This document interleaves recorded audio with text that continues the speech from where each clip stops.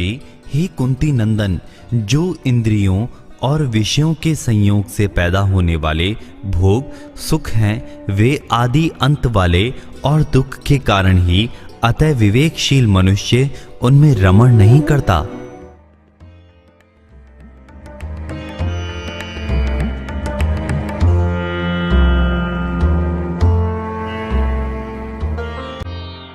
शब्द, रूप, रस, गंध और स्पर्श, इनका इंद्रियों से संबंध होने पर जो सुख प्राप्त होता है उसे भोग कहते हैं।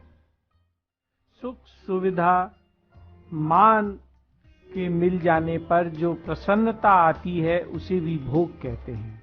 अपनी बुद्धि में जिस सिद्धांत का आदर है, दूसरे लोग जब उस सिद्धांत की प्रशंसा करते हैं और हम प्रसन्न हो जाते हैं तो उसे भी भोग कहते हैं। तात्पर्य ये हुआ कि भगवान के सिवाय जितने भी प्राणी पदार्थ परिस्थिति हैं जिनसे कि सुख की अनुभूति होती है तो वो भोग है। शास्त्र निषिद्ध भोग तो त्याज्य है ही, परंतु शास्त्र विहित भोग भी त्याज्य हैं, क्योंकि वे भगवत प्राप्ति में बाधक हैं। जड़ता से संबंध विच्छेद होना आवश्यक है। भोग आने जाने वाले हैं, इस ओर ध्यान जाते ही सुख का प्रभाव कम होने लगता है। इसलिए ये पद भोगों को मिटाने के लिए औषध रूप से है। भोगों में प्रारब्ध की मुख्यता है, परंतु भगवान तो प्रत्येक मनुष्य को प्राप्त हो सकते हैं, उसीलिए तो ये मानव शरीर मिला है। सतयुग में जिन भगवान की प्राप्ति केवल महापुरुषों को ही हुआ करती थी, कलयुग में वही भगवान सबको प्राप्त हो सकते हैं। वस्तु, व्यक्ति, क्रियाओं के संबंध से जो सुख प्राप्त होते हैं वे ही दुख के कारण हैं। इनके भोगी को, इन सुखों के भोगी को नियम से दुख भोगना पड़ता है। सुख की इच्छा से ना तो सुख मिलते हैं और ना ही दुख मिटता है। दुखों को मिटाने के लिए सुख की इच्छा का त्याग आवश्यक है। सुख की इच्छा ही दुखों की जड़ है। एक दुख का भोग होता है और एक दुख का प्रभाव। भोग में हम जब दुख आते हैं तो दुखी हो जाते हैं और फिर उससे सुख की इच्छा उत्पन्न होती है। सुख के प्रभाव से तात्पर्य है कि हम दुख के कारण पर विचार करते हैं। दुख के प्रभाव से अर्थ है कि हम दुख के कारण पर विचार करते हैं, उनमें तल्लीन नहीं होते हैं। विचार करने पर पता चलता है सुखासक्ति के सिवाय दुख आने का कोई दूसरा कारण है नहीं और हो सकता नहीं है। परिस्थिति भी इसका कारण नहीं है, क्योंकि परिस्थिति तो टिकती ही नहीं है। दूसरा कोई भी कारण नहीं है। प्रतिकूल परिस्थिति वैसे भी हमें मिलती है अपने पुराने पापों का नाश करने के लिए। सुख की इच्छा से दुख ही प्राप्त होते हैं। इस विषय में कबीरदास जी की एक सत्य कथा है। अब भगवान बताते हैं कि सुखी कौन है।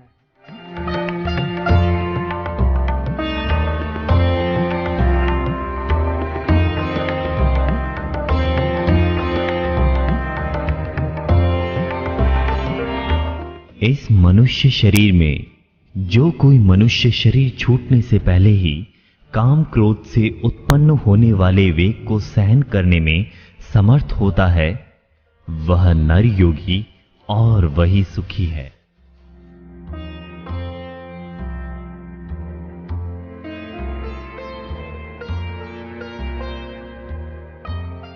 मनुष्य शरीर मुक्ति के लिए मिला है, परंतु मुक्ति के लिए काम क्रोध को सहना बड़ा ही आवश्यक है और काम क्रोध के वेग को सहने में सभी मनुष्य समर्थ हैं और अधिकारी हैं।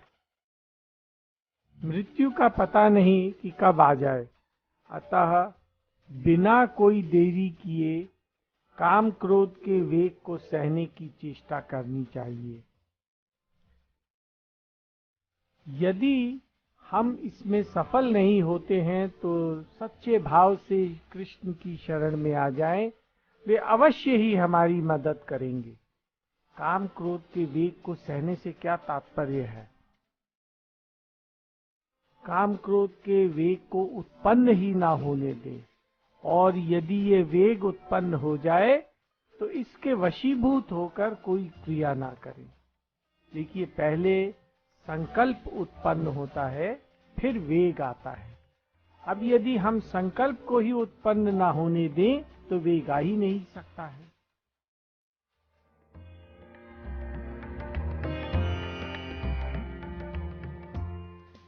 जिनका शरीर, मन, बुद्धि, इंद्रियों सहित वश में है, जो संपूर्ण प्राणियों के हित में रत है, जिनके संपूर्ण संशय मिट गए हैं, जिनके संपूर्ण दोष नष्ट हो गए हैं, वे विवेकी साधक निर्वाण ब्रह्म को प्राप्त होते हैं।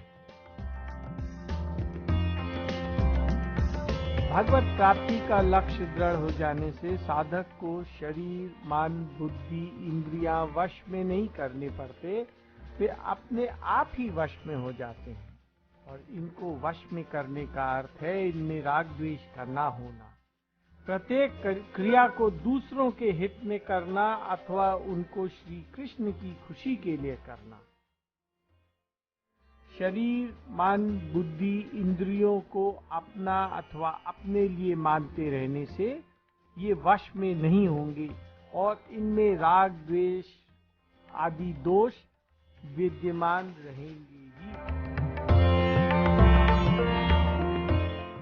मुझे सब यज्ञों और तपों का भोक्ता, संपूर्ण लोकों का महान ईश्वर तथा संपूर्ण प्राणियों का सुदृढ़, स्वार्थ रहित, दयालु और प्रेमी जानकर भक्त शांति को प्राप्त हो जाता है। कृष्ण कहते हैं, संपूर्ण शुभ कर्मों का भोक्ता मैं ही हूँ। कोई किसी का भी पूजन करता है, किसी को अन्न देता है, मार्ग बताता है, तो ये सब कर्म, इन सब शुभ कर्मों का भोक्ता श्री कृष्ण को ही मानना चाहिए। कृष्ण कहते हैं, तू सब शुभ कर्म मेरे लिए ही कर, फिर तेरा इन कर्मों से संबंध विच्छेद हो जाएगा। कामना के कारण ही अशुभ कर्म होते हैं, और यदि कामना का त्याग कर दिया तो अशुभ कर्म होंगे नहीं और शुभ कर्मों से अपना संबंध नहीं रहता। ऐसा होने पर भक्त परम शांति को प्राप्त हो जाता है। जब वो ये जान जाता है कि महान शक्तिशाली कृष्ण बिना प्रयोजन ही हमारा ख्याल रखते हैं, फिर उसे भय, चिंता, उद्वेग, अशांति कैसे रह सकते हैं। जीव का वास्तविक हित भगवान और उनके भक्त ही करते हैं। भक्त भी कभी अपने लिए दूसरों से कुछ नहीं चाहता, वो तो सबसे स्वाभाविक रूप से ही प्रेम करता है, और प्रेम आता है मूलतः भगवान से।